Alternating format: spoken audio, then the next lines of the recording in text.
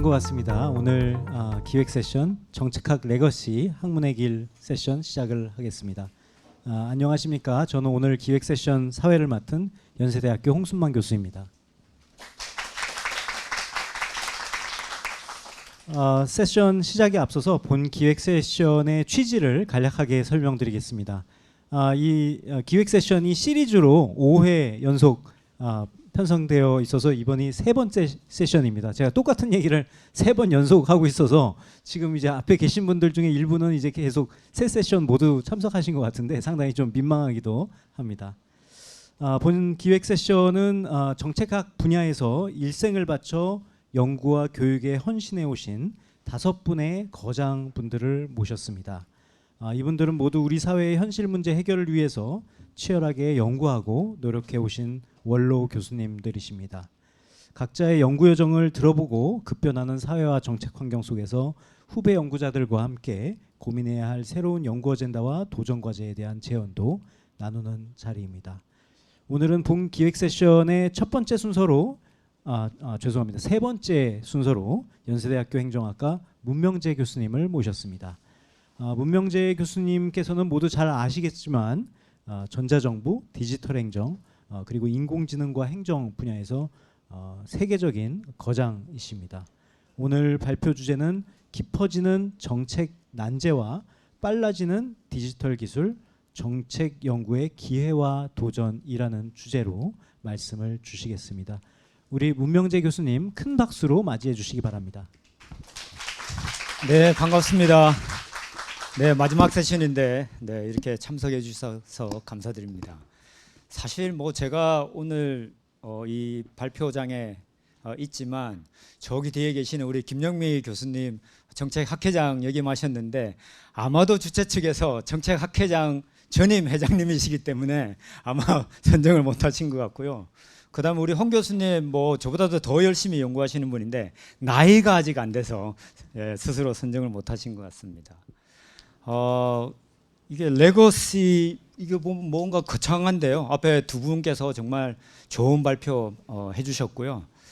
여러분 레거시라고 하면은 원래 이 레거시의 어원이 뭐냐면 레가르라고 해서 대사처럼 뭔가 미션을 가지고 보내는 것, 이것을 레거시라고 합니다. 처음에 그렇게 하다가 그 다음에 남겨진 것, 선물 이렇게 해서 지금 레거시 이렇게 정착이 됐습니다. 그래서 사실 제가 나이가 조금씩 들어가고 있기는 하지만 아직 이런 자리에서 제가 한 연구들을 반추해보고 남겨진 것을 이야기하기는 아직도 요원하다고 생각을 하는데 아무튼 좋은 자리에서 말씀을 드릴 수 있게 되어서 영광으로 생각합니다. 제가 제목을 잡고 그 다음에 요청을 받아서 제목을 드리고 그 다음에 토론자를 추천해 달라고 말씀을 하시더라고요. 정책학회에서. 그래서 그러면 연구실에서 한 명하고 그냥 다양하게 정해주세요 이렇게 했는데 바쁘신 중에 이렇게 세 분이 토론자로 이렇게 참석해 주셔서 감사드립니다. 네, 아마 주최 측에서 굉장한 비판적인 눈으로 그 다음에 그러면서도 따뜻한 눈으로 토론회 주집사 이렇게 세 분을 선정하신 것 같습니다. 공부하고 연구한다는 것이 뭘까? 사실은 이거는 보내드린 그 자료하고 다릅니다. 제가 두 세션 앞에 도대체 우리 두 분은 어떤 말씀을 하실까? 제가 여기 계속 앉아 있었거든요. 그래서 막판에 많은 부분을 수정했습니다. 그래서 따끈따끈한 것으로 이렇게 올려드리는 게 몇 장 있습니다. 주로 이제 연구했던 것을 이렇게 반출을 해보고 그 다음에 어떤 연구가 더 중요한지 어떻게 그 연구를 하게 됐는지 이런 말씀을 주시더라고요. 그래서 제가 공부하고 연구한다는 게 뭘까 이렇게 생각을 해봤습니다. 저는 늘 공부하고 연구한다는 걸 생각하면 이 두 가지를 떠올립니다. 하나는 수영이고요. 하나는 다이빙입니다. 수영한다는 것은 우리가 보통 하면은 어떤 연구 주제 딱 갖다 놓으면은 도서관 가서 아니면 요즘은 도서관을 안 가죠. 인터넷에서 어떤 논문들이 막 나왔는지 막 찾아보죠. 그래서 예전에 제가 공부할 때는 책을 이만큼 쌓아놓고 일단은 시작합니다. 그게 없으면 불안해서 공부가 시작이 안 됩니다. 그래서 막 그 소위 말하는 문헌의 바다에서 막 수영하는 게 공부하고 연구하는 것의 하나의 중요한 틀이었습니다. 그렇게 하다가 제가 박사 논문 좀 쓸 때쯤 돼서 제 지도 교수님께서 박사 논문을 쓸 때 제가 이제 제일 처음 한 게 뭐겠어요? 도서관 가서 내가 쓰려고 하는 주제의 책을 막 쌓아다가 이제 했더니 우리 지도 교수님은 그거 빨리 반납하라 라고 하셨어요. 네 거 반 페이지 써가지고 가져와라.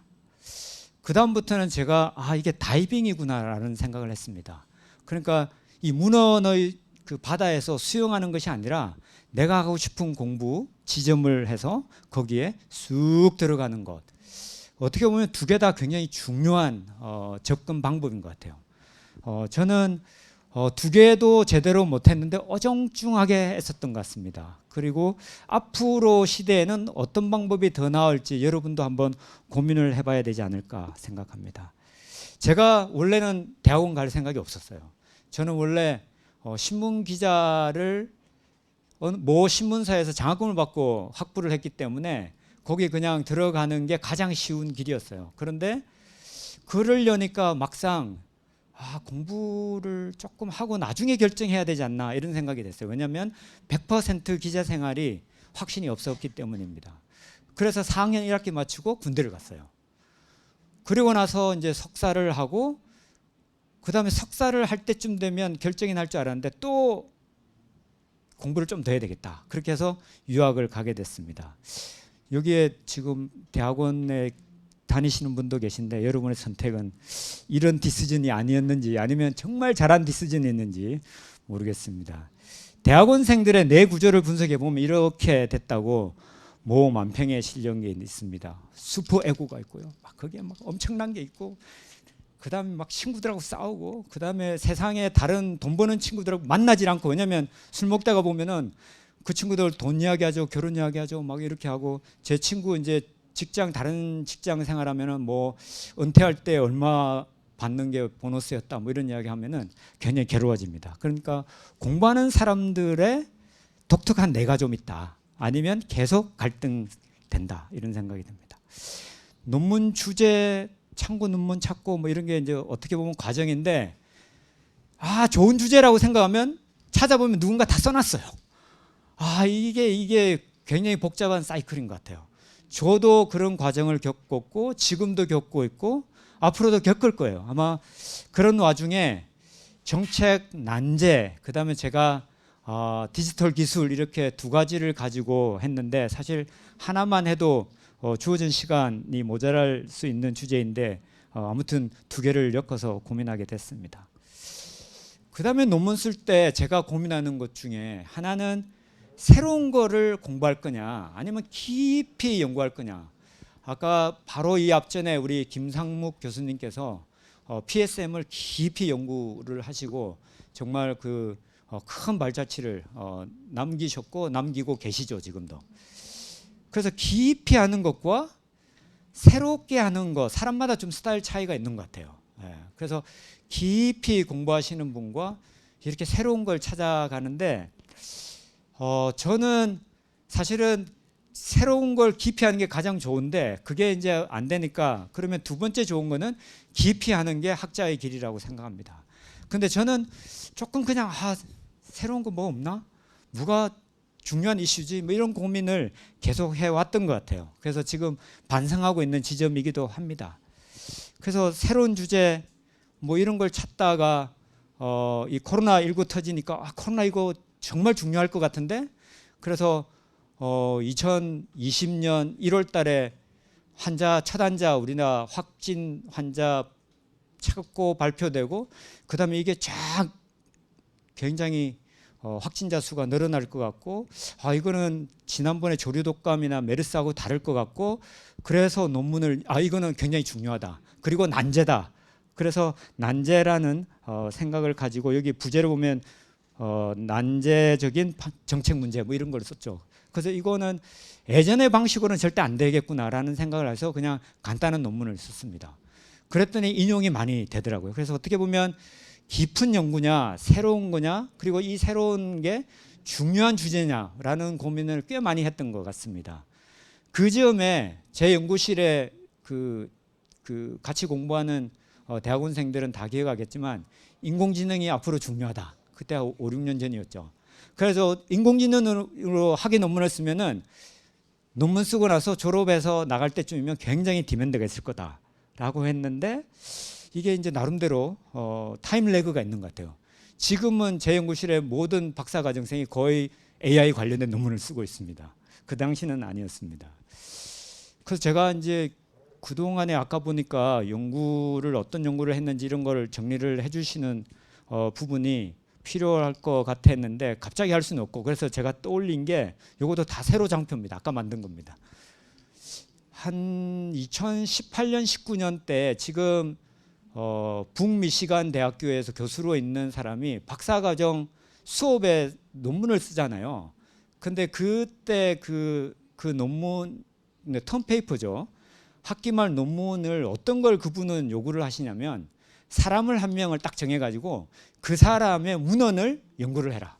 그래서 이 소위 말하는 비블리오그래픽 에세이예요. 어떤 사람에 대해서 논문을 분석을 하라. 뭐 이런 걸 해서 어떻게 하다가 를 뽑아서 이렇게 한 거를 제가 봐도 저보다도 다 분석을 잘 해내가지고 갑자기 그 생각이 나서 그때 나한테 이메일로 보내준 게 있는데 라고 해서 막 검색해가지고 지금 찾았습니다. 그래서 이거 보니까 제가 PhD 학생일 때 썼던 논문, 그 다음에 첫 직장인 콜로라도 주립대학 가서 쓴 논문, 그 다음에 텍사스 A&M에 가서 쓴 논문, 고려대학에 가서 쓴 논문, 그 다음에 연세대학교에 가서 쓴 논문, 이거를 주제별로 어떤 식으로 했는지 제 논문을 이렇게 분석을 해놨어요. 그러니까 보니까 주로 공공관리, 리더십, 그 다음에 이제 주로 전자정부는 공공관리의 일부로 들어가서 아마 여기에 포함됐을 것 같습니다.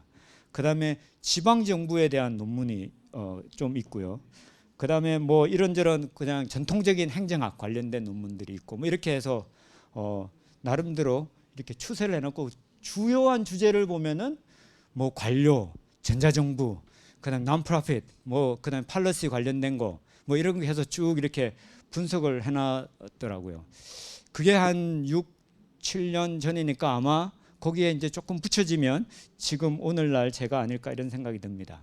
자, 그러면 오늘의 주제로 제가 제시한 뭘 할까 하다가 난제와 디지털 기술을 했는데 이게 무슨 조합일까?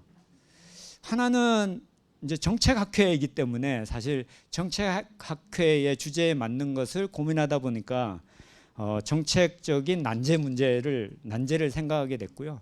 그 다음에 제가 관심을 가지고 있던 디지털 기술, 전자정부, 그 다음에 요즘 인공지능 관련된 부분 뭐 등등 해서 이게 때로는 독립 변수로 각각 연구되기도 합니다. 때로는 종속 변수예요. 그죠? 그 다음에 때로는 매개 변수가 되어서 하기도 하고 특히 기술과 관련된 부분은 그렇기도 하고 그 다음에 조절 변수로 연구되기도 하고 정말 어떤 부분에 초점을 맞추어서 연구를 할 것인지에 따라서 내용은 굉장히 달라질 것 같습니다. 그런데 아무튼 기술이 그러면 난제 해결에 도움이 될 건가라는 것도 굉장히 중요한 연구 주제일 것 같아요. 앞으로 많은 사람이 고민할 것 같습니다. 그리고 지금은 인공지능의 수용성, 그다음에 인공지능이 편향성과 같은 그런 리스크를 어떻게 생각하는지, 규제를 어떻게 해야 되는지, 그다음에 인공지능을 활용을 하면 서비스가 좋아지는지, 아니면 조직이 바뀌는지, 뭐 등등에 대해서 많이 연구를 할 것 같아요. 그리고 인간하고 인공지능이 같이 일을 해나간다면 어떤 문제가 있는지, 준비는 되어 있는지, 뭐 이런 연구가 굉장히 많이 될 것 같습니다. 근데 하나하나 짚어보면 결국은 나중에 정책 문제가 더 복잡해질 텐데, 난제화될 텐데 도움이 될까? 어떤 식으로? 그다음에 문제는 뭘까? 최종 판단은 사람이 해야 될 텐데 뭐 이런 게 계속 중요해지지 않을까 생각됩니다. 그래서 제가 앵그램에 가서 이렇게 앵그램에 간단히 그냥 쳐 넣어 봤어요. 입력해 봐서 정책 문제하고 난제가 이렇게 추세가 지난 200년 동안 어떻게 되나 이렇게 봤더니 뭐 지난 200년 동안 지속적으로 이렇게 올라가다가 뭐 이렇게 보면은 난제에 관련된 거는 이렇게 갑자기 튀어오릅니다. 여러분 난제하면은 1973년 논문 잘 기억하실 텐데 그때 이후로 난제라는 그 표현 용어를 사람들이 사용하게 되고 그와 관련된 연구를 하기 시작합니다. 그런데 난제하면은 사실은 정책하면은 정책 형성 과정의 사이클부터 고민하는 게 있고, 그 다음에 결과로 보면 정책의 성공 그리고 실패 뭐 이런 게 있지 않겠습니까? 그런데 정책의 실패와 성공인데 문제가 점점 복잡해지기 때문에 실패가 많을 거로 생각했어요. 그래서 정책 실패는 어떤지 했더니 특히나 최근 들어서 정책 실패에 대한 게 엄청나게 책이 많이 나옵니다. 그 다음에 디지털 기술 관련된 것은 물론 디지털 기술이 점점 더 다양하게 빠르게 발전하니까 더 비슷한 유형으로 나오죠. 그 다음에 방금 말씀드린 정책의 성공과 실패에 대한 연구가 어떤 식일까 보면은 여기 보세요. 지난 200년 동안 정책 실패, 정책 성공 보면 어떻게 돼요? 실패가 위에 겁니다. 성공이 밑에 거예요. 성공과 실패의 간극이 점점 넓어집니다. 그 말은 뭐냐면 실패에 대한 고민, 실패의 원인, 실패에 대한 대응 뭐 이런 것들에 대한 연구가 많아지고 거기에 대한 고민이 많다는 거겠죠. 그러면 뭐 정책 연구라 하면 기본적으로 정책 분석, 그 다음에 정책 연구, 스터디, 리서치, 그 다음에 굉장히 정치학에서 이야기하는 그 정책 사이언스, 팔러시 사이언스라는 정책 과학 연구부터 다양하게 있습니다. 주로 정책 분석은 뭐 데이터를 가지고 하는 연구이죠. 정책 팔러시 사이언스는 정책의 수단, 그 다음에 정책의 단계 뭐 이런 것들을 고민합니다.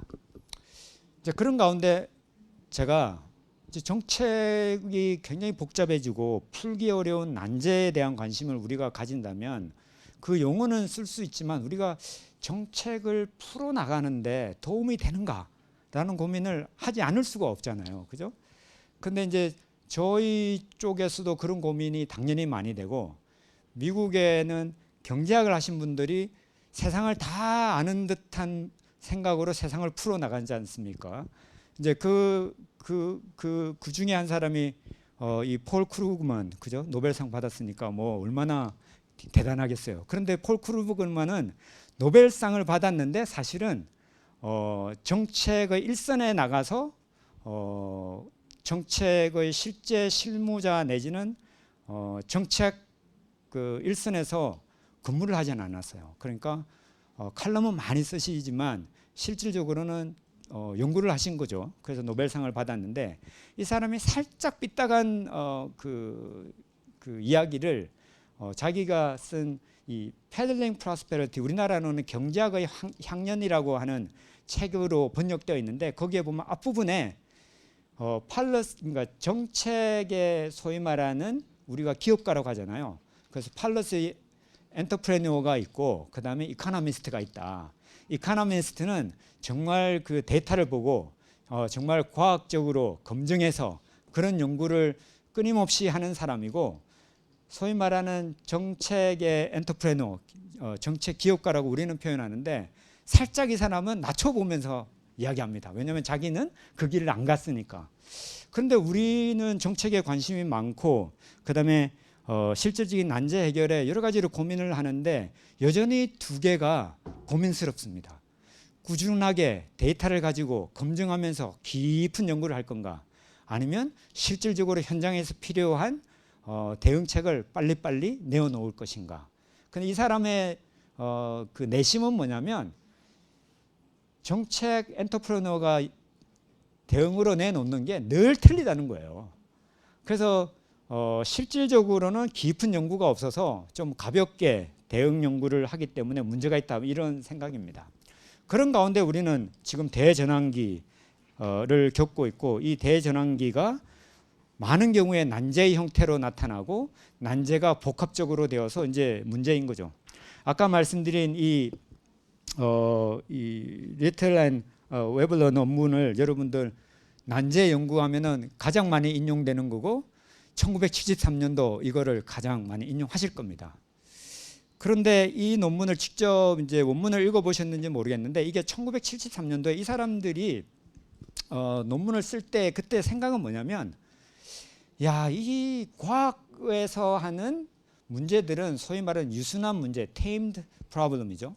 그런데 그거와는 달리 우리 정책에서의 문제는 이해관계자 그 당시에 이제 70년대에 엄청나게 이익자들이 막 다양하게 하고 목소리를 내기 시작하고 그다음에 여러 가지 행정 가치도 이게 뭐 하나의 솔루션이 없는 것이고 충돌하고 뭐 이런 생각이 많이 들었던 그런 상황에서 이 사람들이 야, 과학의 세계에서 연구하는 것과 그 문제와 우리가 다루고 있는 정책 문제는 너무 본질적으로 다르다. 그래서 이거는 유순한 문제가 아니라 위키드 프로블럼, 난제다, 이렇게 생각을 했습니다. 그래서 여러분들 난제하면은 뭐 이렇게 10가지로 나와 있는 게 이제 그 내용들이죠. 그래서 하나의 솔루션이었고 그다음에 여러 이해관계자들이 있고 충돌하고 뭐 이런 겁니다. 그리고 계속 변하고 뭐 어떻게 보면 그게 지금 우리의 부동산 문제, 뭐 환경 문제, 뭐 이런 문제들하고 마찬가지겠죠. 그러는 가운데 제가 한 3년 전에 논문을 하나 썼습니다. 그 논문은 난제이면서도, 그러니까 난제 풀기 어려운 문제이면서도 좋은 정책하고 나쁜 정책이 있는 건가? 라는 생각이 들었어요. 그러면서 그 당시에 우리나라에서 가장 어려운 문제 중에 하나가 뭐 지금까지도 어려운 문제인 저출산 고령화지 않습니까? 그러면은 예전에 우리가 출산 억제 정책을 했을 때는 너무나 효율적으로 출산율을 쫙 떨어뜨렸는데 지금은 돈을 엄청 쓰고 출산율을 높이려고 하는데 안 된단 말이에요. 그러면 출산 억제 정책을 여러분들이 잘 살펴보시면 제가 오래전에 한국 논문으로도 그 고려대학교 있을 때 쓴 논문이 하나 있긴 한데 그때 출산 억제를 하기 위해서 정부가 여러 가지 정책 수단을 많이 가동했거든요. 예를 들면 수술을 시키는 강제로 시키는 건 아니죠.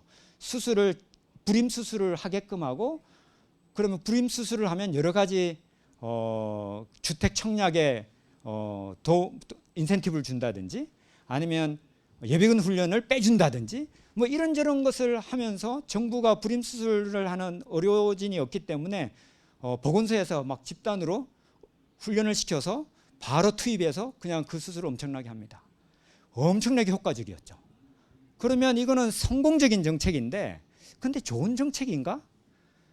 인구 정책을 경제 성장의 하위 정책으로 보고 굉장히 효율적으로 추진한 겁니다. 그리고 너무 강력하게 추진하다 보니까 지금 그것을 바꾸려고 하니까 이게 안 되는 거예요. 그러면 지금의 정책은 출산을 장려하고 가족을 굉장히 강조하는 정책은 이거는 좋은 정책인데 결과는 실패해요.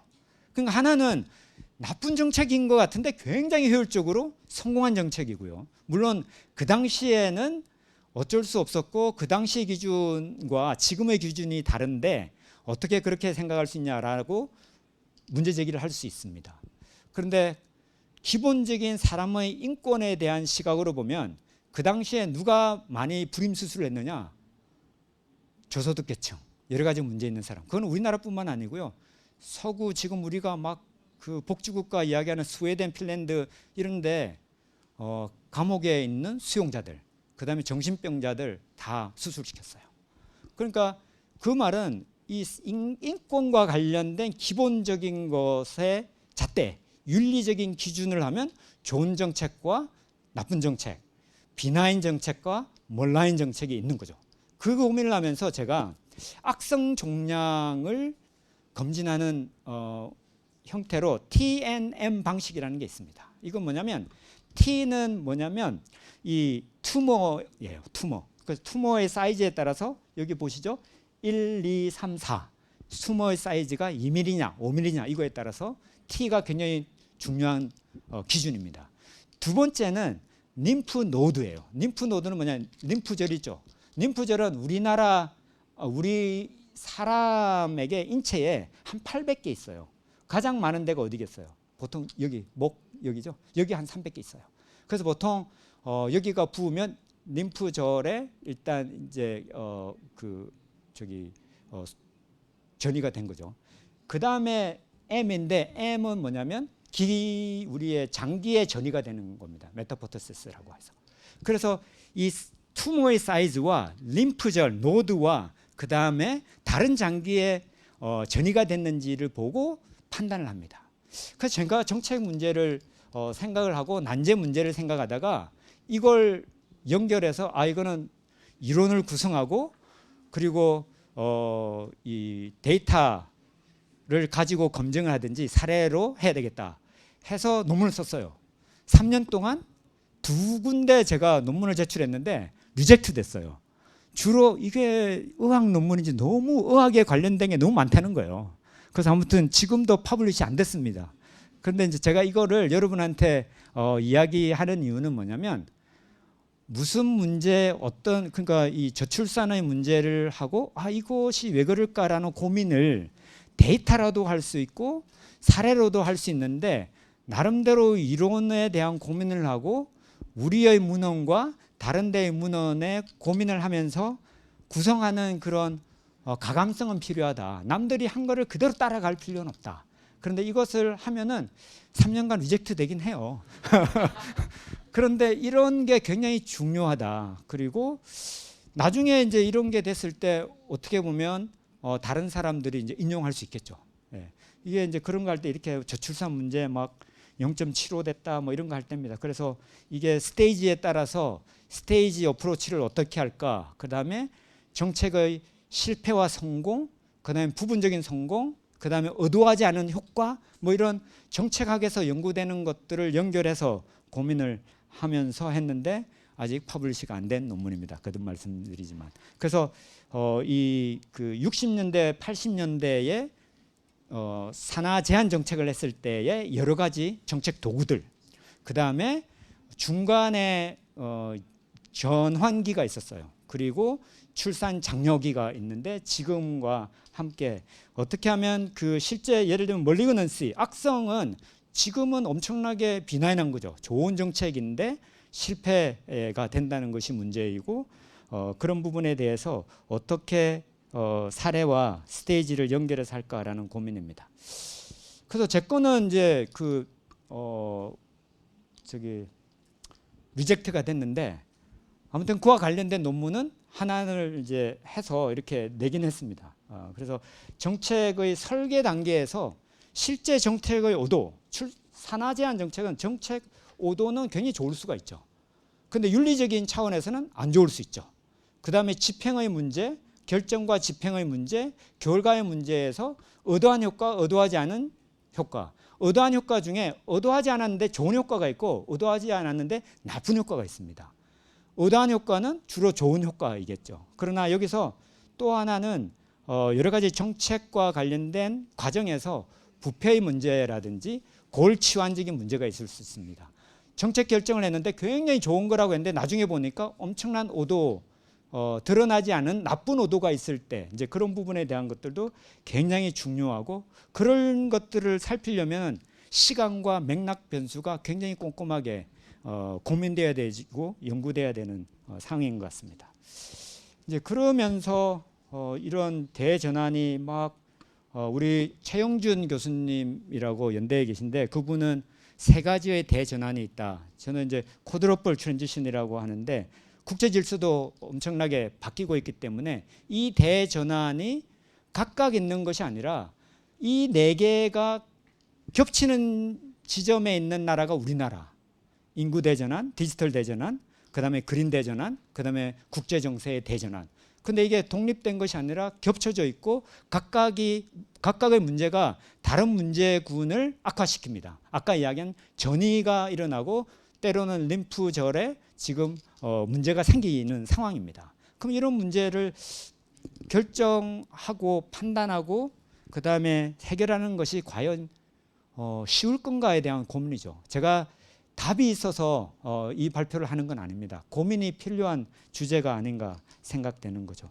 그러면서 아까 1973년 그 논문처럼 이해관계자가 굉장히 더 복잡해지고 우리나라처럼 첨예하게 정치화된 나라도 없는 정도이고 이제 그러면서 정치화의 문제가 또 다른 한결로 들어가서 더 복잡해진다라는 겁니다. 그러면서 이제 이런 걸 해결하기 위해서 고민하는 분들이 많아요. KDI에서 2달 전에 지금 그 마무리된 연구는 아닙니다만 작년에 이어서 빅데이터 분석을 해서 여러 우리 보통 이제 토픽 모델링 많이 하지 않습니까? 거기서 지난 올해 연구니까 6개월 동안 지속적으로 문제되는 이슈가 뭐냐? 그리고 하나는 확장성. 이거는 이제 어떻게 보면 전위하고도 관련성이 있겠죠. 한 영역의 경제 문제인데 이게 정치 문제이기도 하고 사회 문제이기도 하고 이렇게 확장성 있는 이슈가 뭐냐 뭐 이런 것들을 나누어서 고민해 보는 겁니다. 그 여기 보면은 AI 관련된 부분은 계속 있는 지속성이 굉장히 높은 부분인데 아마 확장성도 높아지리라고 생각을 합니다. 그런데 아직은 그렇지는 않죠. 이게 이제 우리나라 KDI에서 뭐 그런 고민을 하고 빅데이터 분석을 하고 토픽 모델링으로. 그런데 이제 그 몇 달 전에 세계 경제 포럼에서 발표한 세계 그 위험에 대한 보고서 있지 않습니까? 이제 거기 보면은 거기서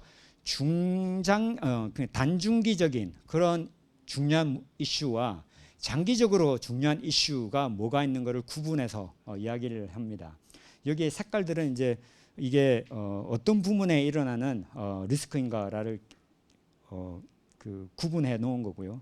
아무튼 여기에 있는 것들은 주로 이제 뭐 기본적인 기후 문제와 관련된 것, 그 다음에 여기서 좀 더 강조하고 있는 것들은 소위 말하는 가짜 정보, 미스인포메이션, 디스인포메이션 뭐 이런 것들이 엄청나게 중요한 문제이고 연결돼 있고 하는 것들을 여기서도 그런 문제들이 엄청나게 연결돼 있다. 그러니까 난제화되고 있다라는 거죠. 우리나라의 난제 리스트는 이런 거겠죠. 뭐 여기에 100가지도 더 있을 수 있고요. 그런데 아무튼 뭐 고민하면 고민할수록 여러분이 이 중에 논문 제목으로 해서 논문을 쓰신 분도 많이 계실 겁니다.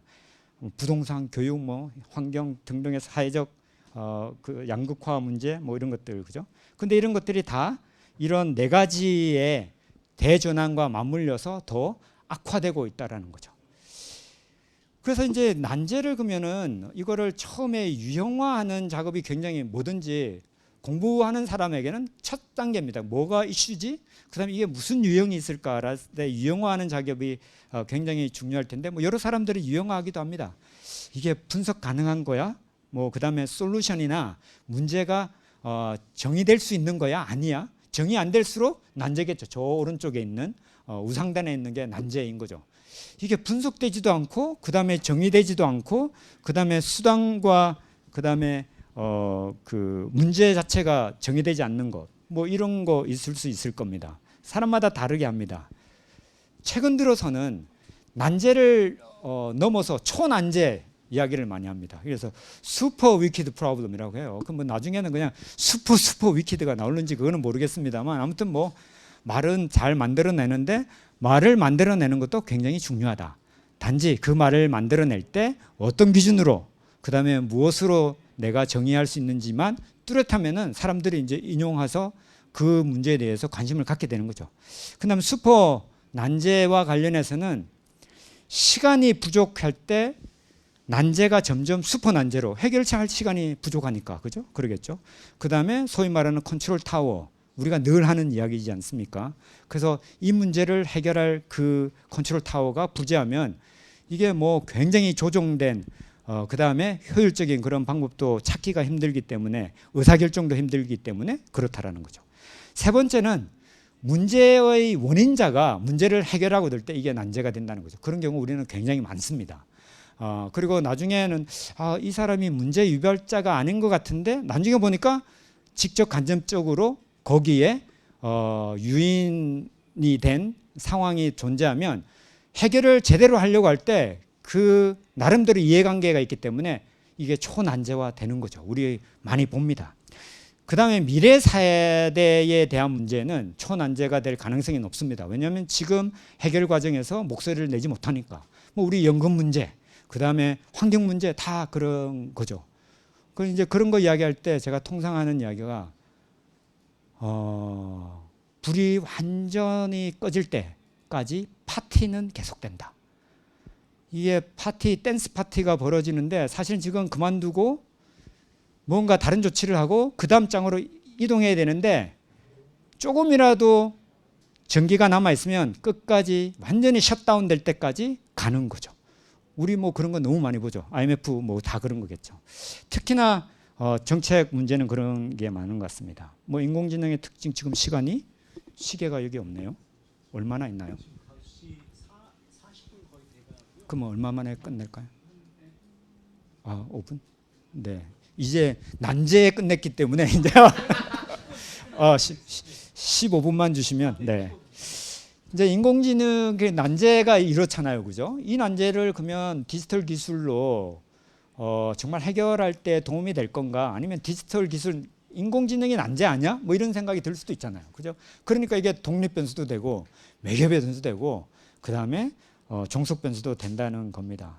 이걸 늘 이야기하는 게 이것도 세계 경제 포럼에서 나온 와해 기술의 특징, 혜택을 주는 기술과 리스크가 많은 기술을 이렇게 쫙 분포를 시켰더니 우상단에 로봇하고 인공지능이 있다. 혜택도 많이 주는 기술이고 그 다음에 리스크도 많이 리스크도 걱정되는 그런 기술이라는 거죠. 뭐 이것도 제가 다른 자리에서 이야기를 한 적이 있는데 여기 보니까 6월 달에 중국에서는 우리처럼 대입 입시가 벌어지거든요. 한 3일간 벌어져요. 중국에서 일시에 시험을 치는데 그때 AI의 일부 기능을 셧다운 시켰어요. 왜냐하면 치팅이 문제되기 때문에.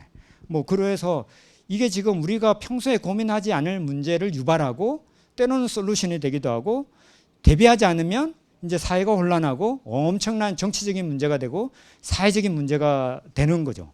뭐 이거는 우리나라 기사에도 났죠. 이게 논문 심사를 AI가 1차적으로 하니까 거기에 안 보이게 해서 이게 머신은 리딩하는데 사람은 리딩하지 못하는 걸로 해서 안 보이게 해서 굉장히 좋은 결과의 논문 심사를 가지고 퍼블리시되고 우리나라 사람들도 몇 명 있는 것으로 밝혀졌죠. 네이처지에 나온 논문입니다.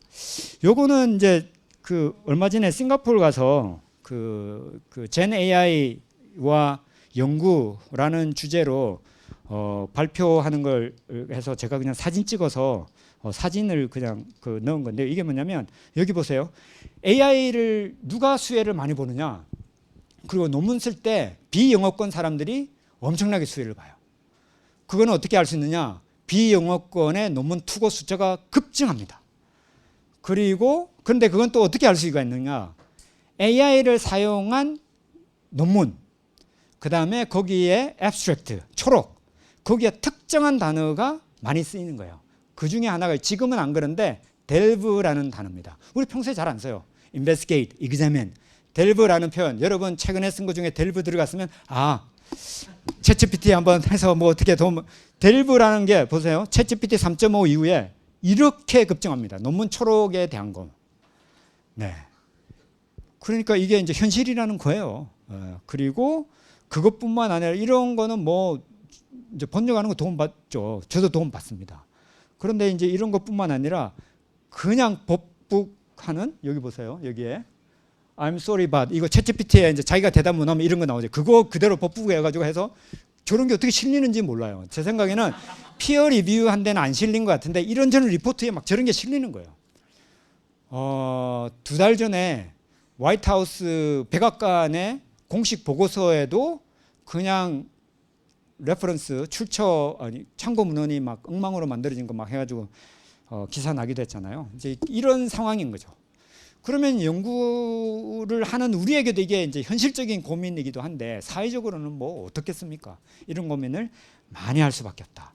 AI 하면은 상식적으로 1957년 제가 자주 하는 이야기인데요. 57년도에 다트머스라는 미국 조그만한 대학에서 여름에 워크숍이 열리는데 거기서 이렇게 사람들이 모여서 서머 워크숍을 열게 되고 거기서 13,500불의 연구비를 신청해서 워크숍을 열었는데 그때 Artificial Intelligence, 인공지능이라는 단어를 처음 만들어 쓰게 되고 그 이후로 저게 제가 빨간 선으로 해놓은 게 그 시점이에요. 저렇게 해서 최근 들어서 저렇게 이제 되는 거죠. 그러면 거기에 프로포절 뭐 인터넷에 있으니까 여러분 혹시 궁금하시면 한번 찾아보세요. 거기서 그 사람들이 기계가 사람이 하는 걸 어떻게 대신하고 계산하고 뭐 이런 거에 관심을 가졌어요. 거기에 참여한 교수들에는 우리가 아는 사람이 없습니다. 그런데 다양한 분야에서 참여한 사람을 초청을 했어요. 그래서 한 달 동안 오랫동안 있지는 않고 잠시 초청해서 온 사람 2박 3일 정도 온 사람이 있는데 우리가 아는 사람이 딱 한 사람이 있습니다. 그 사람이 요 사람이에요. 누구예요? 허버트 사이먼입니다. 여기 보면 허버트 사이먼이 그 리스트에 올라가 있습니다. 뭐 여러분 잘 아시는 것처럼 허버트 사이먼 그죠? 인공지능 관심이 있었고 그 고민 지금 우리가 고민하는 것을 저 앞에서 고민해서 논문을 쓰시고 책 개정판에는 그게 다 들어가 있는 거죠. 그다음에 AI 관련된 규제의 문제와 함께 소위 말하는 AI 관련된 윤리의 문제 뭐 이런 게 굉장히 복잡한데 이제 이것들을 하는 게 이게 보시면 처음에 이렇게 AI 관련된 윤리 문제가 이렇게 되다가 요즘은 규제 문제가 서서히 나타나기 시작합니다. 그래서 소위 말하는 규제의 문제, regulation의 문제로 볼 건가, moralizing, 도덕화의 문제로 볼 건가라는 건데 moralizing에서 규제화의 문제로 이제 이렇게 가는 거죠. 그런데 기술에 대한 관심은 오늘만 있는 게 아니에요. 그래서 제가 사실은 한쪽으로는 AI에 대한 것들을 관심을 가지지만 다른 한쪽으로는 조선실록 우리 방에 있는 학생들은 뭐 잘 알겠지만 제가 이제 그런 거 들여다보는 게 요즘에 취미입니다. 그래서 예를 들면 이재명 대통령이 당선됐다. 그럼 세종은 첫 번째 한 달 동안 뭘 했을까? 그럼 뭐 첫째 날 뭐 했고 둘째 날 뭐 했고 다 했으니까 하면 거의 비슷합니다. 고민하는 게. 그 기술에 대한 걸 이렇게 해서 이렇게 검색을 해보니까 기술에 대한 거 물론 기술하면 그냥 우리 소위 말하는 디스크립션 기술도 있고요. 연료실 기술 이런 게 막 나와요. 그러니까 그걸 다 제외하고 보면 세종이 기술에 대해서 관심이 많았죠. 물론 활 쏘는 기술, 화약, 뭐 소나무 양성, 그다음 배 짜는 기술 이런 거 다 기술이죠. 그 당시에는 그런 기술에 대한 거를 포함해서 기술에 대한 관심이 많은 세종 시대 때 굉장히 그 횟수가 높고요. 그 다음에는 제가 왜 이 사람이 기술에 대해서 이렇게 많이 뭐가 나오지? 언제냐면은 선조 때입니다. 임진왜란 때예요. 나라가 위기에 있었어요. 문제가 있을 때 기술을 고민한다는 거예요. 아마 그 방식은 그 고민의 지점들은 지금도 마찬가지 아닐까. 어떤 사람이 기술에 대한 관심과 사회적인 관심이나 정치적인 관심이 높으면 거기에 대해서 엄청나게 정책적인 지원, 재원이 들어가겠죠. 아니면 위기 상황, 문제가 해결돼야 될 때. 그렇게 하면서 인공지능과 관련된 고민을 하면서 저는 20몇 년 전에 썼던 제 논문을 기억하게 됐습니다. 전자정부의 진화. 이때에 고민했던 포인트는 뭐냐면 전부 다 그 당시에는 전자정부죠. 전자정부를 막 이야기하는데 이거 진짜야 아니면 레토릭이야? 과장이야? 뭐 이거입니다. 장밋빛 아니야? 아니면 진짜야? 뭐 이걸 가지고 논문을 쓴 겁니다. 굉장히 간단한 논문이에요. 엄청나게 복잡한 분석이 없는 논문이에요. 그런데 제 결론은 뭐냐면 이게 리얼리티는 아직 아니다. 지금 현재까지는 굉장히 초반의 레토릭이다. 그런데 리얼리티로 갈 것 같다라는 것이고 20몇 년이 지난 지금은 뭐 리얼리티가 된 지 오래가 된 거죠. 그러면서 또 하나는 20년 전에 2005년도에 논문을 하나 썼는데 이때는 무슨 생각을 또 했냐면 전자정부에 대한 인식이나 기대가 굉장히 다르지 않냐. 공무원과 그다음에 국민들의 의견이 다른 것 같다. 그래서 어떻게 다를까 이걸 고민했어요. 이것도 굉장히 간단한 분석이었습니다. 공무원들하고 그다음에 국민들의 의견을 그냥 분석한 거예요. 그래서 이렇게 그 당시 세 가지의 가설을 내세워서 뭐냐면 공무원들이 훨씬 더 전자정부에 대한 ICT에 대한 이해도도 높고 그다음에 거기에 대한 필요성도 느껴서 훨씬 더 호감이고 기대도 높고 이럴 거야 라고 생각했어요. 그런데 국민에 비해서는 훨씬 그랬어요. 최소한 미국에서는. 왜냐하면 이때는 미국 데이터였습니다. 근데 한국은 어떨까? 한국에도 국민하고 그다음에 공무원한테 물어봤어요. 한국은 어떨까? 라고 하면은 반대의 결과입니다. 국민들이 훨씬 AI를 빨리 써서 많이 바꿀 수 있다고 생각하고 거기에 대해서 더 적극적이에요. 그리고 공무원이 더 보수적이에요. 아마 그것은 난제나 복잡한 우리 현상 변화가 필요한 것에 대한 국민들의 기대, 그 다음에 국민들의 열망이 아닌가 생각이 듭니다. 그래서 기본적으로는 차이가 납니다. 이제 이런 것들에 대한 고민도 조금씩 변하겠죠. 아까 말씀드린 것처럼 시간과 맥락에 따라서. 그리고 인간과 AI가 같이 일해야 되는 상황에 대한 고민도 있는데 이것도 제가 오스트리아 사람하고 같이 연구하다가 이것도 그냥 스탑된, 이것도 5년 전에 한 연구인데 그냥 스탑된 연구인데, 이거의 핵심은 뭐냐면 인간하고 기계가 같이 했을 때 누가 더 책임을, 그러니까 더 욕을 먹고 블레임을 받고 누가 더 잘한 경우에 칭찬을 받을까, 크레딧을 받을까 합니다. 결론적으로 말씀을 드리면 복잡한 문제를, 난제일 경우에, 이렇게 팬데믹과 관련 그런 상황일 때는 간단한 문제는 아무런 차이가 없어요. 칭찬받고 그 다음에 욕먹는 게. 그런데 복잡한 문제, 난제일 경우는 어떻게 다르냐? 문제가 잘 해결되면 칭찬은 AI가 받습니다. 문제가 안 풀리면 사람, 공무원이 욕을 먹습니다. 그러니까 이 책임의 문제가 AI가 사람이 같이 고민할 때 해결돼야 될 지점인 거죠. 그래서 제가 결론적으로는 인공지능 시대의 난제 해결 방식 두 개를 엮어서 고민할 때, 이것도 저희 연구실에서 AI 한참 고민해야 된다, 그 다음에 코로나19 고민해야 된다 할 때 같이 읽었던 책인데 Searching for Safety입니다. 왈답스키, 여러분 잘 아시는 사람이죠. 여기에 보면 134페이지에 이런 표가 나와요. 기본적으로는 이 왈답스키가 그 책에서 뭐 여러 가지 이야기를 많이 했는데 두 가지의 어프로치를 제시합니다. 하나는 리질리언스, 해보고 안 되면 다시 하고, 그러니까 트라이얼 에러죠. 그 다음에 또 하나는 완전히 예측해가지고 딱 결론을 짓고 문제를 해결하는 방식입니다. 그 당시에 왈답스키는 당연히 리질리언스 방식이 훨씬 더 현실적인 거고 좋은 대안이라고 생각했어요. 왜냐하면 예견적인 방식은 너무 어렵고 불가능하니까. 근데 제가 이렇게 하살표를 해놓은 이유는 뭐냐면 변화 예측이 가능한가? 여전히 가능하지 않죠. 그죠? 그 다음에 뭘 해야 될지 그런 거에 대해서 축적된 지식이 있는가? 고 이렇게 했을 때 점점 이 4분면 중에 3분면은 다 리질리언스 방식, 회복 탄력적 방식이 더 채택이 될 가능성이 높은 거예요. 딱 하나만 예견적 방식입니다. 이런 식으로 앞으로는 가지 않을까라는 기대와 우려와 그런 걸 할 때 결국은 과거의 경험에서 우리가 정책 문제를 진단하고 해결책을 찾는 힌사이트, 비하인드죠. 뒤에서 오는 사이트. 그 다음에 지금 현재에서 문제를 직시하는 인사이트. 그 다음에 미래를 고민하고 문제 해결책을 찾는 포사이트.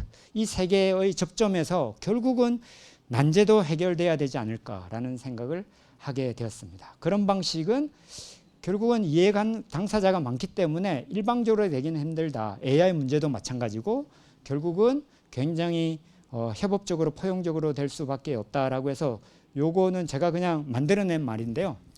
홀 오브 가버먼트 많이 들어보셨죠? 아까 컨트롤 타워가 없다.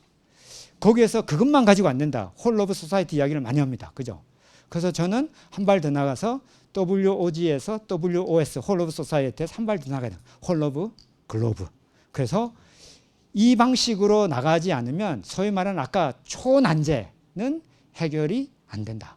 그리고 결국은 이 방식으로 가야 되는데 거기서 힘과 정치가 작용하죠. 아까 제가 여러 말씀을 드린 것처럼. 그래서 네, 마무리하도록 하겠습니다. 요거는 상상에 맡기도록 하겠습니다. 시드니에 가면은 본다이 해변이라는 데가 있습니다. 해변에 가면은 이렇게 태평양을 막아놓은 수영장이 있어요.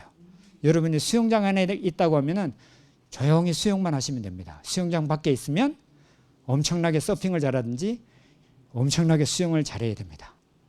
지금은 바뀌었다. AI는 바꾸고 있다. 문제는 엄청나게 난제에서 초난제로 바뀌고 가고 있다. 결국은 바뀌어야 된다라는 숙제를 드리면서 마무리하도록 하겠습니다. 감사합니다.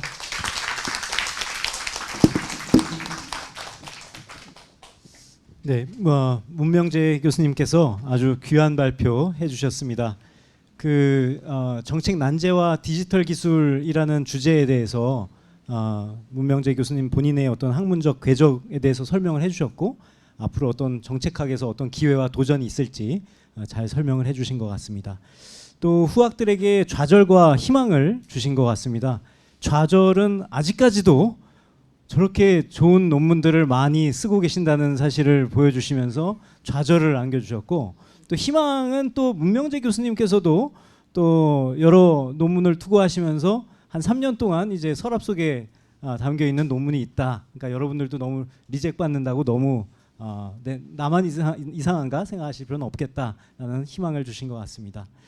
자, 저희가 그 다른 세션과 달리 세 분의 이제 토론자를 모셨는데요. 이 세 분의 토론자를 모시기 전에 저희가 하나의 순서를 마련했습니다. 여기 앞에서도 이제 정책학 레거시 세션에 계셨던 분들도 계셔서 어떤 행사인지 알 텐데요. 오늘 굉장히 바쁘신 이제 박형준 회장님께서 지금 잠깐 짬을 내서 오셨습니다. 저희가 문명재 교수님의 그간의 연구 업적, 오랜 연구와 교육 헌신에 감사한다는 의미에서 회장님과 연구위원회에서 작은 감사패를 마련을 했습니다. 그래서 회장님 앞에 나오셔서 문명재 교수님께 수여를 해주시겠습니다. 감사패 연세대학교 교수 문명재. 귀하께서는 급속한 디지털 전환 시기에 데이터와 인공지능 기반의 공공관리 연구를 선도하며 국제학계에서 한국 행정학의 위상을 드높이셨습니다. 또한 혁신적 정책과 집행 방안을 제시하여 학문과 실무를 연결하였고 학문 공동체 발전에 헌신하셨습니다. 이에 AI 시대의 정책 연구의 새 지평을 열어주신 귀하의 공로에 깊이 감사드리며 한국 정책학회 회원의 뜻을 모아 이 패를 드립니다. 2025년 8월 25일 한국 정책학회 회장 박형준. 예, 교수님 감사드립니다. 감사합니다. 우리 너무 이번 정책학회 애를 많이 쓰신 회장님께 박수 한번. 아닙니다. 오늘 저기 이 자리는 일단은 그 약간 축제처럼 오늘 문 교수님을 어떻게 기리는 자리가 있기 때문에 문 교수님과 내가 사진 찍고 싶다 연구했다 그럼 전부 다 앞에 나오셔서 저희 사진 찍는 시간에 갖도록 하겠습니다. 예, 예, 전부 다. 아니면 저희가 언제 문 교수님이랑 찍어보겠어요. 예, 나오셔서.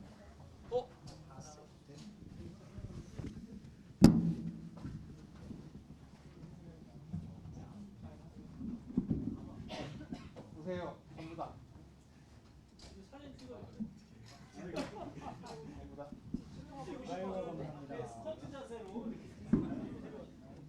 전부 다 앞으로 오세요. 앞으로 오세요. 앞으로 오세요. 네, 앞으로 오세요. 전부 다. 그래도 제일 인기 있는데 오늘 세 분도 계세요. 제일 많은데. 네, 오세요. 전부 다. 네, 오세요. 여기 오셔도 됩니다. 네. 저는 앉을 게 없어가지고. 네, 괜찮습니다. 예.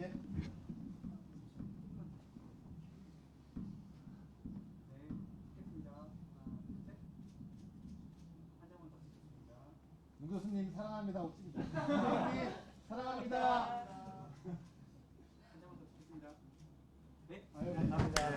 아이고 회장님 감사합니다. 아유, 저희가 너무 영광이죠. 아이고 좋은 말씀.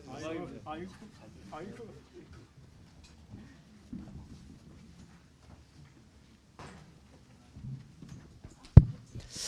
네, 저희가 그 당초 그 발표 시작하시기 전에 요 감사패를 드리려고 그랬는데 회장님께서 여러 가지 바쁜 일정이 있으셔서 흐름을 잠시 끊고 진행을 했습니다. 아니. 그 다음 순서로 저희 세 분의 이제 토론자 분을 모셨습니다. 먼저 군산대학교 황창호 교수님을 모시겠습니다. 큰 박수 부탁드립니다. 토론도 서서. 예, 제가 앉아서 하면 뒤에 제가 중요할까 한데 서서 할까요? 예, 서서. 예, 알겠습니다. 부담스럽습니다. 제가 오늘 1회부터 지금 마지막 회의까지 계속 토론을 하고 있습니다. 예, 연구위장님 홍순만 교수님도 계시겠지만 정책학계에서 아주 혹사를 지금 당하고 내일도 3개의 토론이 있는데 마지막이 조금 편해야 되는데 마지막 토론이 제일 부담스러운 자리인 것 같습니다. 이게 일반적인 학술대 논문 토론으로 진행은 할 거는 제가 아닌 것 같고요. 그냥 잘 아시겠지만 나름대로의 제와 문 교수님과의 인연에 대해서 잠깐 얘기를 하고 그 다음에 뭐 제가 이제 조금 궁금해하는 것들 질문 한 두세 개 하고 저는 이거를 마무리하는 걸로 했으면 좋겠습니다.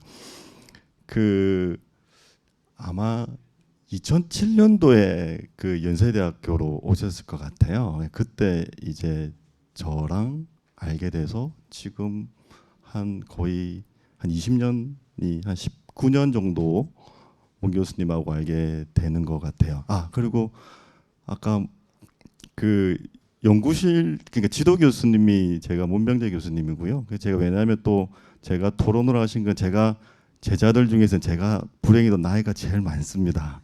예, 여기 이제 저희 연구실 후배님들도 많이 왔는데 이제 정말 어리신 분들도 많이 왔고 제가 아마 국내 박사 제자들 중에서 제가 나이가 제일 많아서 이렇게 이제 또 좋은 그 기회를 주신 것 같습니다. 어쨌든 2007년도에 와서 되게 당시 센세이션을 되게 많이 일으키셨던 것 같아요. 당시에는 수업을 하면 그냥 대학원 교수님들이 앞에서 앉아서 대학원생들을 발표하면 수업을 하셨는데 당시 2007년도에 와서는 온탁 테이블에서 온탁을 열고 중간에 들어가서 수업을 막 하기 시작을 하셨어요. 학생들의 얼굴을 쳐다보면서요. 보통 이제 그때 이제 지금 다 퇴임하신 원로 교수님들 같은 경우는 앉아서 수업을 끝날 때까지 진행했는데 그때만 하더라도 나이도 젊으셨죠. 40대 초반이었거든요. 근데 와서 그렇게 수업을 하고 도저히 소화할 수 없는 일주일에 원서 한 권씩을 읽게끔 하는 그런 숙제를 내주시고 당시에는 영어 강의가 대학원에서는 없었습니다. 원서는 읽었는데 근데 당시 또 영어 수업을 만들어서 영어 강의를 시작을 막 하시고 그런 되게 센세이션을 일으켰고 아마 그 덕분에 저희 연세대학교 대학원이 경쟁력이 상당히 많이 올라가지 않았을까. 뭐 홍순범 교수님도 오셨고 문 교수님 오셨고 도전적 본 교수님도 연대에서 박사를 했고 이제 자리 잡으셨고 저도 마찬가지고요. 계속적으로 후학들이 되게 잘 자리를 잡는데 많은 기여를 정말 해 주신 것 같아요. 그러니까 오셔서 물론 국내 서울대, 연대, 고대, 뭐 성균관대 많은 대학들이 있겠지만 오셔서 정말 연세대학교 대학원의 위상이나 경쟁력이 상당히 올라갔다라고 저는 그렇게 생각이 듭니다. 그리고 많은 뒤에 홍 교수님도 계시지만 많은 뒤에 교수님들이 또 들으셔서 지원을 같이 해주시고 그래 실제 지금은 아마 그냥 하는 소리가 아니고 저희 연세대학교 횡재학과 대학원이 정말 잘 체계적으로 시스템이 잘 잡고 수학들이 잘 나가는 이제 이런 형태라고 생각이 듭니다. 시간이 없는데 제가 많이 너무 길었죠. 이제 그런 인연으로 지금까지 한 20년째.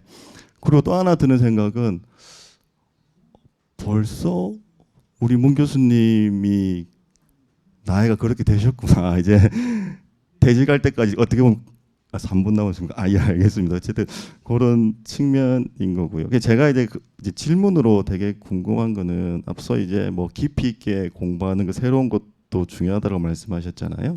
그러면 저를 비롯해서 계속적으로 연구실에서 후배 제자들이 나올 거고 뭐 다른 연구실에서 나올 건데 근데 지금 실제 이제 되게 상당히 어려운 시기에 그런 양성에 있어서 그 후배들한테 조금 앞으로 좀 나아갈 이런 방향성에 대해서 조금 말씀을 해주시면 정말 좋고요. 두 번째로는 이제 좀 저는 이제 건강 삼아 비행기도 많이 타시잖아요. 그래서 이제 조금 연구 좀 적당히 하시고 건강을 조금 챙기세요 하는데도 계속 하시는데 앞으로의 그 선생님께서 향후 이제 조금 어떻게 그 생활을 조금 하는 이제 방향성에 대해서도 좀 저희 후배들한테 좀 자세하게 조금 말씀해 주셨으면 이 두 가지 질문으로 하고 저는 이제 여기까지 하도록 하겠습니다. 예, 감사합니다.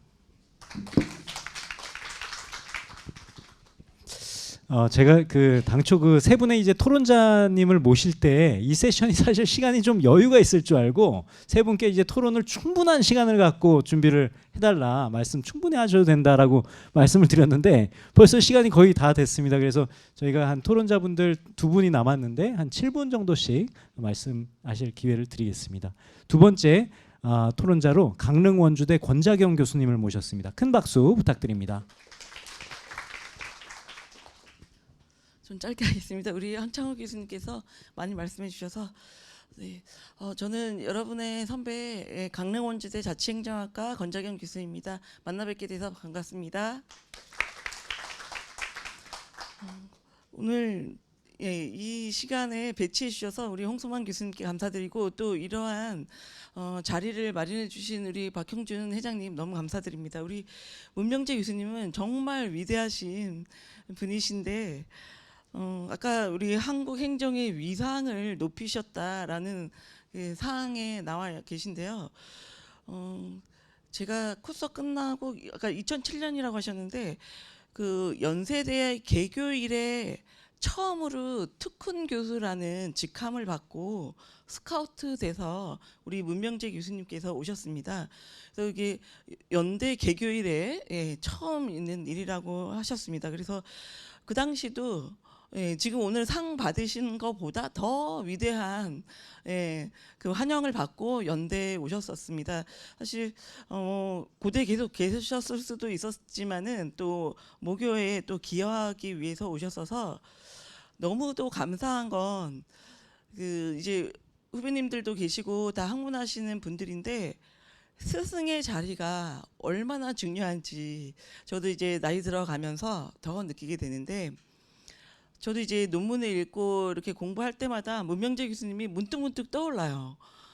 스승님이 이렇게 중요한 거구나. 그래서 저도 제 딸에게 매일 기도하는데 좋은 선생님 만나게 해주세요가 제 딸을 위한 기도입니다. 뭐 착하게 살기 이런 거보다 좋은 스승을 만날 때 그 여러분들도 이제 공부를 하시지만 이 문명재 교수님께서 그 가르치시는 이 제자 우리를 포함한 석박사 그다음 학부생들을 그 엄청나게 배출하시는데 그 제자들이 살아가는 그 모든 삶에 스승이 미치는 그 영향력이라는 것은 정말 그 부모와 같지 않습니까?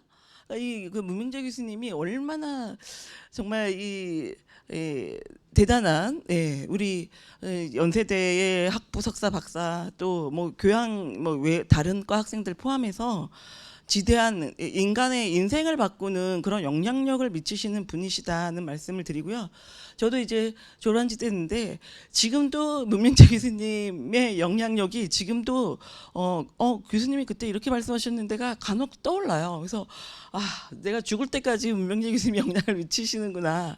부모님과 대등한 그런 영향력이시구나를 느낍니다. 그래서 여러분들도 좋은 스승 밑에 또 좋은 제자가 배출되듯이 분명히 여러분들은 문명재 교수님의 제자시기 때문에 저를 포함해서 우리도 좋은 사람으로 또 다른 사람들에게 좋은 영향을 미치지 않을까 싶습니다. 그래서 오늘 이 자리가 그런 자리가 아닌가 생각이 들었습니다. 구체적으로 말씀드리면 7분 안에 끝내겠습니다.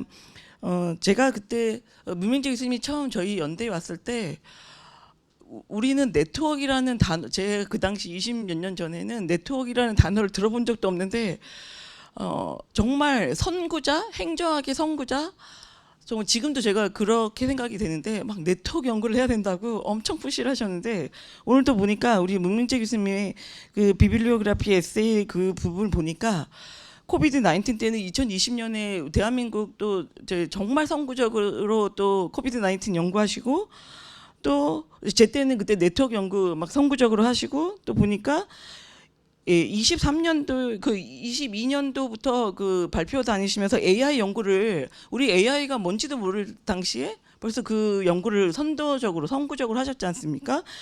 제가 우리 문명재 교수님을 보니까 어떻게 남들보다 2발, 3발 먼저 일찍 그런 연구가 나오실까 보니까 벌써 그 연구가 돼 계시니까 그거를 빨리 습득하는 거죠. 그러니까 그런 선지적인 정말 연구가 나오시지 않는가 그런 생각이 듭니다. 너무 제가 문명재 교수님의 제자인 것이 너무 자랑스럽고 제 인생을 바꾼 제가 이제 교수 된 것도 문명재 교수님이 저의 그 박사학위 심사 교수님이셨는데요. 그런 것들이 제가 오늘날 제가 있기까지 영향을 미친 거에 대해서 정말 눈물 흘리도록 감사함이 넘쳐 흐릅니다. 이 정도로 마무리하고요. AI가 나와서 AI가 정말 우리 교수님이 이 AI의 타겟을 가지고 연구를 하셨는 것이 얼마나 또 중요한 이 AI 행정에 대한 연구를 선도적으로 하신 것이 또 얼마나 중요한지 말씀드리고 나가도록 하겠습니다. 우리가 그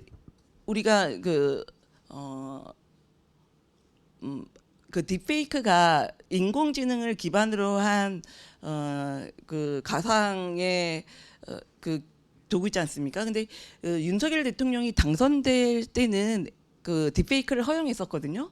근데 22년 대통령 선거에서 24년 국회의원 선거 때는 우리가 공직선거법을 개정해서 딥페이크의 허위사실 공표 그러니까 선거 전 3개월 전에서는 유포 금지입니다. 공직선거법을 개정했죠.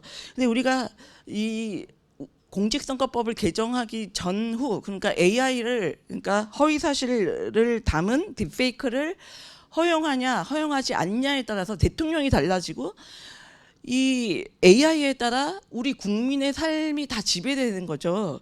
근데 이런 거를 벌써 교수님께서 아시고 이런 연구를 대한민국에서 선도해서 끌고 가셨다는 것이 우리 후학들에게 또 큰 우리 방향을 잡아주시는 거에 또 깊이 감사드립니다. 제가 이제 요새 저도 이제 AI 관심 많아서 AI가 이제 거짓말을 잘하면 AI가 더 발달이 된대요. AI의 핵심이 거짓말이라고 합니다. 그래서 우리도 뭐 전래동화가 다 지어낸 얘기지 않습니까? 근데 우리 인간에게는 그 거짓말을 하는 기술이 있었기 때문에 우리가 이렇게 발전했다고 하는데 그래서 이 AI도 그런 거짓말을 잘 만들어내서 이렇게 발전되고 우리가 이렇게 도구로 쓰고 있는데 그래서 팩트인가 아닌가 그러니까 허위사실 공표 그다음에 개인정보 보호 이런 것들이 우리 행정학이니까요. 정부의 이제 규제로서 우리 디지털 3법 그다음에 우리 데이터 3법 이런 것들이 뒤에 만들어졌지 않습니까? 사고 터지고 그래서 이런 것들도 우리가 이제 정부 행정학에서 먼저 대한민국이 앞으로 해결해야 될 과제가 아니겠는가. 그리고 AI가 발달할수록 빈부격차 문제 오히려 그 가난한 자들이 AI를 더 이용 못해서 교수님 논문에도 있어요. 제가 일부러 뽑았어요. 교수님 어제 제가 밤새서 교수님 논문 어제 밤 11시인가요? 받아서 제 밤새 교수님 논문 다 읽고 왔습니다. 빽빽히. 너무 정말 이 한 줄 한 줄이 감동이더라고요. 어쩜 이렇게 선구적인 논문을 제가 지금 말씀드리는 게 교수님 논문에 다 있으시더라고요. 제가 그래서 너무 감탄을 하면서 어제 이 논문을 밤새 읽었습니다. 이런 문제들이 교수님 오늘 말씀하신 그 난제로 또 여러분들이 함께 풀어나가셨으면 하는 바람입니다. 감사합니다. 네, 말씀 감사드립니다. 마지막 토론자로 저희 연세대학교 행정학과 문병걸 교수님 모시겠습니다. 박수 부탁드립니다. 네, 안녕하십니까. 연세대학 행정학과의 문병걸입니다. 네, 이렇게 서서 토론을 해본 적이 없어가지고 뭐 준비했었는데 이렇게 하도록 하겠습니다. 먼저는 저는 개인적으로는 이제 여기 와갖고는 어떻게 보면 가장 든든하고 어떻게 보면 가장 좋다라고 생각하는 게 이제 제가 주말마다 연희관 3층을 갈 때마다 혼자가 아니라는 거. 이제 항상 제 앞방에 계신 문명재 교수님과 함께 있다는 뭔가 이렇게 외롭지 않다는 거. 그것이 너무 좋았고 학생들도 좀 왔으면 좋겠다라는 생각을 하지만 학생들은 어디인지 잘 모르겠습니다. 그래서 아까 제가 얘기했듯이 저는 저희 과에 와서 가장 좋은 게 어떻게 보면 따라갈 분을 찾은 게 아닌가. 이렇게 그냥 맞춰가면 되겠구나. 그리고 그 과정을 통해 갖고는 여기서 여기 있는 계신 동료분들과 함께 한다면 자연스럽게 좋은 방향으로 성장하겠구나 이런 생각이 들어서 그 점에 대해서 항상 감사드리고 그 마음은 뭐 지금뿐만 아니라 계속해도 될 것 같습니다. 뭐 두 번째로는 저희 교수님이 어떠한 이제 그 영향력이 있는가에 대해서 하나 이제 에피소드를 말씀드리고 싶습니다. 제가 여기 와갖고는 되게 많이 들었던 얘기가 제가 공직 경험이 있었기 때문에 지금 거기 계신 분들하고 얘기를 하다 보면 이번에도 태국에 가서 KSP를 담당하시는 분들과 했었는데 그 담당자분께서 그러시더라고요. 해외에 같이 갔을 때 가장 자랑스러운 한국인 그러면서도 정책, 현실적인 정책 그리고 행정에 대해서 얘기해 줄 수 있는 사람은 문명재 교수님밖에 없는 것 같다. 이렇게 말씀을 주시더라고요. 그리고 제가 그 어떤 소속으로 같이 있다는 거에 대해서 굉장히 감사했습니다. 그만큼 어떻게 보면 저희가 지금 하고 있는 것이 행정학과하고 정책학 이 과정에 있어가지고는 이것이 단순히 학문적인 것뿐만 아니라 이후에 있어갖고는 조금 더 현실화되고 그것이 기여를 할 수 있어야 된다고 생각을 하는데요. 그 과정에 있어갖고는 저희 교수님께서 이미 그런 거를 보여주지 않으셨나라고 생각을 합니다. 말씀 주신 것 중에서 난제라고 생각하는 것들이 많습니다. 저는 제가 맨 처음에 기획재정부에서 녹색 금융이라는 걸 했었고요. 그 다음에 제 와이프가 탄소 중립이라는 걸 했습니다. 기획재정부에서 가장 어떡하지? 내가 왜? 답 없는데 안 되는데? 막 저도 인사과에 가서 안 돼요. 저 못합니다. 저거 어떻게 알아요? 이렇게 했던 거를 부부가 같이 하면서 생각을 했던 거는 삽질을 해야겠구나. 삽질을 해야지만 어떻게 보면 사회의 난제라는 것을 해결할 수 있겠구나. 조금 더 고민을 해야겠구나 라는 생각을 했습니다. 저는 그래서 지금 나오는 것처럼 아까 전에 이제 경제학 얘기도 말씀 주셨고 했는데요. 답이라는 걸 찾는 것보다는 이제 난제를 어떻게 관리할 것인가에 대해서 좀 고민을 해야 된다고 생각합니다. 삽질을 한 것이 왜 나쁘게 생각되느냐라고 했을 때는 이게 답이 안 나오기 때문입니다. 꼭 답이 있어야 되는 상황이 아닌 상황이 되었음에도 불구하고 저희는 단기적으로 답을 찾으려고 하죠. 그렇기 때문에 이제는 경쟁적으로 미래 그리고 난제에 대해서 여러 부처 그리고 여러 학계에서 좀 논의가 되어야 된다고 생각합니다. 답이 없으니까 얘기를 하지 말자. 답이 없으니까 모르겠다가 아니라 조금 더 이 과정을 통해 갖고는 다양한 스펙트럼 그리고 다양한 틀을 통해서 분석을 해야 된다고 생각을 합니다. 그렇기 때문에 이 과정에 있어서는 저희 교수님께서 보여주신 분석의 틀이라는 것이 어떻게 보면 직관적이지만 어떻게 보면 이 문제를 해결할 수 있는 틀을 제공해 줄 수 있다고 생각을 합니다. AI 얘기가 나왔습니다. AI 얘기가 나오면서 하나 얘기하고 싶은 건 뭐 저희가 행정학과니까 계속 공무원 얘기를 조금 할 수밖에 없는데요. 제가 맨 처음에 공직에 들어갔을 때 저희는 행정고시라는 걸 보죠. 그래서 신원 서판이 중요하다고 합니다. 전 걱정이 됐습니다. 다 못하는데, 다 안 되는데. 특히 글씨가 중요하다고 그렇게 강조를 했습니다. 왜 그럴까 했더니 예산실이죠. 예산실에서는 전지에다가 그 사업을 손으로 씁니다. 그 당시만 하더라도. 그런데 그때 한글이라는 게 나왔죠. HWP가 나와가지고는 이제 그거를 프린트하기 시작했습니다. 그랬을 때 그 당시 윗분께서 뭐라고 하셨냐면 성의가 없다. 어떻게 이렇게 성의 없이 하느냐 라고 했습니다. 어떻게 보면 지금 얘기 나온 것도 비슷할 것 같습니다. AI를 활용하는 것에 대해서 너무 쉽게 가는 거 아니냐, 너무 쉬운 길로 가는 것이 아니냐, 너무 과의존하고 있는 것이 아니냐 라고 하는데요. 저는 생각했을 때 아까 전에 문명재 교수님 말씀 주신 것처럼 윤리와 규제 그리고 규범이라는 것 아에서 저희가 그것을 어떻게 활용하고 조금 더 창의적으로 활용하는가가 가장 중요하다고 생각합니다. 그렇기 때문에 AI의 시대가 되었을 때 그리고 새로운 기술의 시대가 되었을 때 우리의 행정 그리고 정책은 어떤 걸 해야 될까 했을 때 저희가 항상 중심이 되어야 되고 그 흔들림이 없이 되어야 된다고 생각합니다. 그렇기 때문에 저희가 지금 배우는 것이 새로운 것에 대해서 뒤처지는 것이 아니라 오히려 그것에 대해서 앞서 나가면서 그걸 어떻게 관리할 수 있는 틀을 제공해 줄 수 있다는 것을 믿고 그것을 이미 교수님께서 보여주셨다고 생각합니다. 마지막으로 여기 이제 대학원생분들도 많으시기 때문에 그렇게까지 아까 전에 말씀 주신 것처럼 더욱더 저도 열심히 강한 수업을 하도록 하겠습니다. 할 수 있는지 몰랐습니다. 저는 이렇게 배려를 해야 된다고 생각을 했는데요. 그래갖고는 저는 아까 전에 말씀 주신 것처럼 되게 위안을 받는 게 저도 지금 이 컴퓨터에 죽은 논문들이 많습니다. 그리고 주말마다 밤에 특히 와갖고 하는 게 이렇게 사람 보면서 얘야 살아있니? 살아보자. 그리고 심폐소생술도 해보고 야 이제 시대가 바뀌었으니까 새로운 기술을 입혀가지고 너 살아나 봐봐. 야 하고 어떨 때는 AI한테 물어보기도 합니다. 얘 살아날 수 있을까?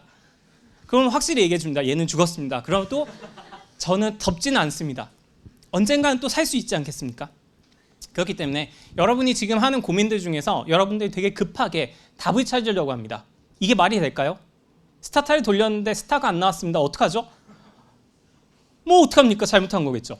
그렇죠? 그러나 너무 고민과 걱정을 하지 마시고 그 스타가 안 나왔음에도 불구하고 그것이 또 의미가 있을 수도 있고 스타가 나왔음에도 불구하고 그게 잘된 연구가 아닐 수도 있다는 것에 항상 생각하시면서 저희 교수님들도 그리고 열심히 고민하고 있다는 것 항상 생각해 주시면서 해주셨으면 감사하겠습니다. 네, 감사합니다.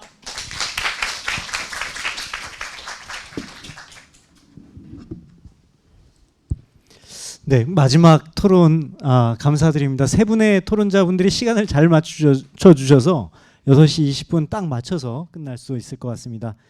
저는 이제 토론자는 아니지만 이제 마지막으로 한 말씀 드리면 여기 보니까 문명재 교수님 연구실 출신 그 제자분들이 많이 오신 것 같아요. 저도 이제 문명재 교수님하고 벌써 한 13년 정도 같이 옆에서 보면서 지내고 있습니다. 저는 사실 문명재 교수님께 학위를 받지는 않았습니다. 하지만 저 개인적으로는 스승님으로 생각을 하고요. 꼭 연구뿐만 아니라 여러 가지 면에서 굉장히 많이 배우고 있는 것 같습니다. 오늘 정책학 레거시 학문의 길 문명재 교수님 편 마무리하면서 오늘의 주인공이신 문명재 교수님께 마무리 말씀 부탁드리겠습니다. 네, 제가 MBTI 하면은 확실한 건 I입니다. I인 사람이 아까 이 토론 말씀을 굉장히 너무 좋게 해주셔서 제가 눈을 맞추지를 못했어요. 제가 보통 눈을 굉장히 잘 맞추는 사람인데 눈을 맞추지 못했습니다. 아무튼 과분한 말씀을 주셔서 너무 감사드리고요. 아무튼 제가 마무리로 그냥 드리고 싶은 말씀은 제 인생의 모토이기도 한데 어떤 하나를 위해서 다른 소중한 하나를 절대 포기하지 마라입니다. 그거는 제가 여러 긴 우여곡절이 있었는데 그 과정에서 제가 느낀 겁니다. 그래서 여러분이 논문 때문에 고민하다가 다른 거 삶이나 친구, 부모님 이런 거 절대 포기하면 안 됩니다. 그래서 세상에는 시간마다 중요한 게 조금씩 달라져요. 근데 옛날에 다른 거 중요한 것 때문에 포기하면 5년 뒤에 굉장히 후회합니다. 그래서 어떤 소중한 하나 때문에 지금 당장 다른 소중한 거를 절대 포기하지 말라라는 말씀을 드리면서 마무리하도록 하겠습니다. 감사합니다.